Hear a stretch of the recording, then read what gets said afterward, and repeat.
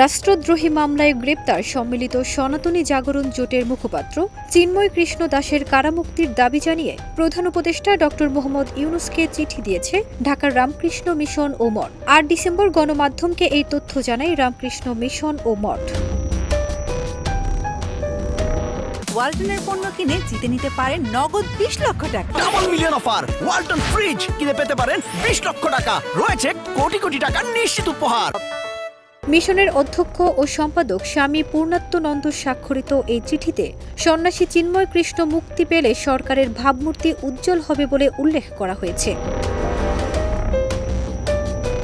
অন্তর্বর্তী সরকারের প্রধান উপদেষ্টা ড মোহাম্মদ ইউনূসকে লেখা চিঠিতে উল্লেখ করা হয়েছে, আপনি আমাদের আন্তরিক প্রীতি ও নমস্কার জানবেন। সম্প্রতি দেশের সার্বিক পরিস্থিতি বিবেচনায় শ্রী চিন্ময় কৃষ্ণ দাস ব্রহ্মচারীকে কারামুক্তি প্রদান করলে আপনার সরকারের ভাবমূর্তি উজ্জ্বল হবে বলে আমরা মনে করি। আশা করি এ বিষয়ে আপনি প্রয়োজনীয় ব্যবস্থা গ্রহণ করে আমাদের আশ্বস্ত করবেন।